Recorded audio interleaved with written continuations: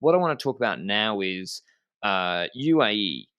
They must be very, very happy with Juan Ayuso. They've extended him before the Vuelta to 2028. He's the longest contracted rider in pro cycling, 19 years old. He could be at Tour de l'Avenir as a second year under 23 right now, which is, and Remco could be there too, which is kind of terrifying. His Vuelta reminds me of Pogacar's Vuelta in 2019 a lot. They even ride very similar style. From what I can see, Ayuso maybe even more aggressive. He's taken a big lead on Almeida now, 2 minutes, but Almeida is still 7th. He's on 4:32. Maybe his TT takes some time back. On Sierra Nevada, maybe Almeida's very good if he paces it well. I don't know. I don't know if Almeida is a bit less than his expected condition.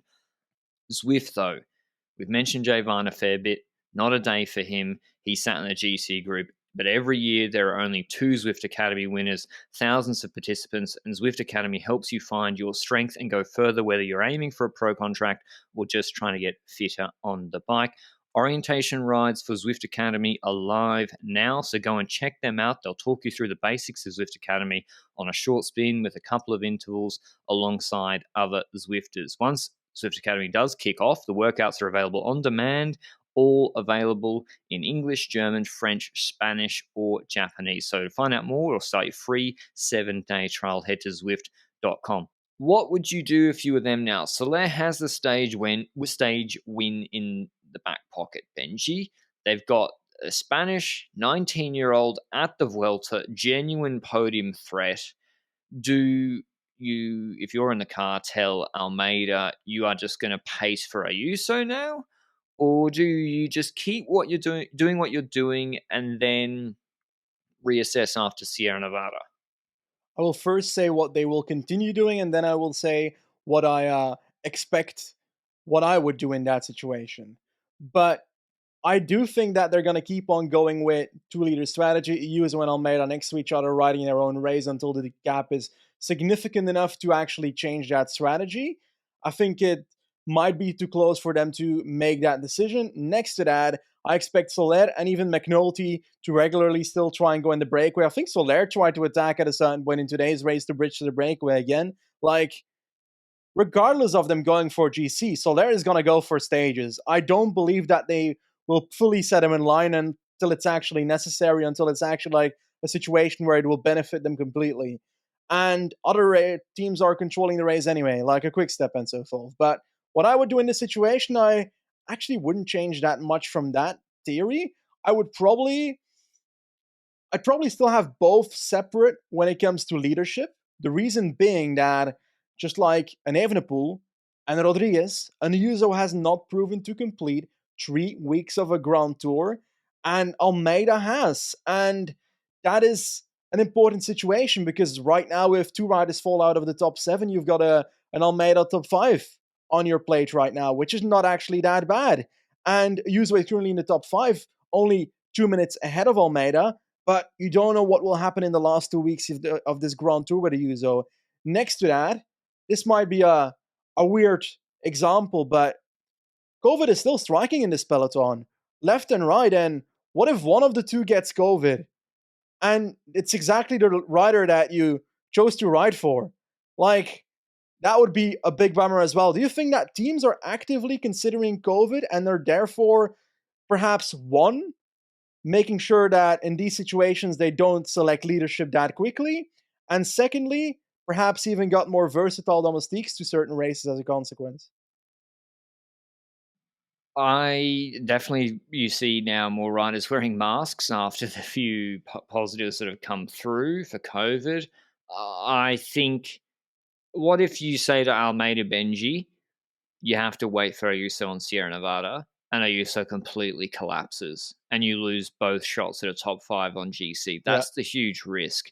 I think they have. First of all, I'm not sure the way Almeida paces actually helps Juan Ayuso. I think they both do different pacing strategies. Ayuso maybe overextended at the start on Pereira's, recovered, and then attacked at he finished this stage like 45 kilometers an hour bike throwing. Almeida lost a lot. I don't know. Maybe they'll know better. Maybe Almeida's just like not in good shape at all. I definitely think so. I think after Sierra Nevada, reassess. If Ayuso is close, then you need to start riding for him because he's very punchy compared to Mas Yes. and Rodriguez. There's bonus seconds he can take. And I think because he's just a bit rangier, I think, and a bit more attacking. So I think after Sierra Nevada. But Soler is the one where he's probably in the best shape of anyone else on the team. Jan Plants did okay actually on this finish. Soler, I think, depends on the stage, but if it is a GC relevant day, I think it wouldn't have hurt to have Soler on that descent run in, bringing Ayuso to the front if he could have. Yeah, he's doing really well. He's 3 seconds behind Rodriguez. They are still 40 seconds behind Roglic, Benji.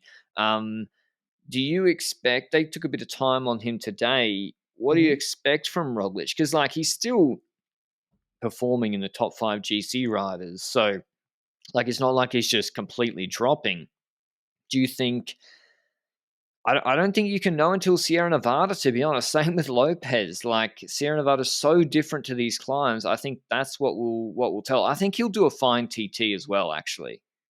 I think that's the reason that we can't predict that much when it comes to Almeida and Ayuso either, because we don't know what will happen to their competitors in the coming week either.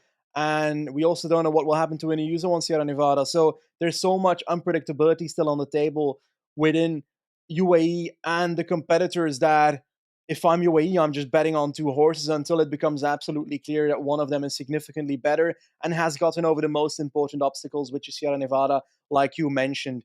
And the aspect to that is also like when it comes to UAE, we see this right now that this is the case. But we see Ayuso on 236, Almeida on 432. That is 2 minutes difference. When we take a look at Ineos, 233, and Sivakov on 539, that's a minute extra difference between the two. Is that a different situation then? Is that a different situation where Sivakov is clear Domestique already for Rodriguez, or is that the drop that makes the bucket overload? Is that a sentence? I think it is. That must be a Belgian. Is that a Belgian It phrase? is. Oh, Flemish phrase. The straw that broke the camel's back. Yeah, I think Ineos have got Geoghegan Hart. I don't know where he finished. He's kind of the guy who has really good shape on GC now. Geoghegan Hart is on 551. Oh, okay, I don't know. One of With a Geoghegan Hart crash, or eh? Sivakov has to ride for. It's weird because Geoghegan Hart had good legs yesterday, but then he had the crash today, which wouldn't have helped. He would have been ahead of Sivakov on GC were it not for that. I don't know, to be honest. Rod, they're all following Remco setting the pace. I don't know, to be honest. What do Like, you? Oh, sorry, go on. how do they even ride for each other? Like, Quickstep is setting the pace and launching Remco every single climb. They just need to hold on and hope that they survive. Or are you thinking as in if one drops, drop for the other, but then it's Well, because they're not good enough? Or give an example is yesterday on Funkwa, however you say it, Gegenhardt attacked Remco. If Gegenhardt was in a domestique role, he wouldn't have done that. He would have been Yeah, sat in front of Rodriguez, and he's going to, if Rodriguez drops and can't close a move, he will go in front and start pacing and hold on for as long as he can. So a few yeah. changes like that. If Ayuso was running as a domestique for Almeida, he doesn't attack at the base of Pereira's today. So a few little changes, as you said, I don't know, it does make a difference for podium. Mars doesn't have anybody, and he's having to pace himself. Mars is holding Remco's wheel the longest and trying to hold it the longest, and then he's being caught, and guys are coming back to him. And it doesn't matter on Pereira's so much, but on Sierra Nevada, if if Musk goes with Remco on a Sierra Nevada, cracks, and behind Ayuso's had an Almeida setting a steady pace, like Godou with Madouas and Stora in the Tour de France, or not Bora, Ineos have Gegenhardt or Sivakov steady pace Rodriguez. They can go past Musk, just like Godou ended up fourth with that exact strategy in the Tour de France. But yeah, I think positive. it's kind of all positives. Some guys, like, not all teams are keeping their guys in GC.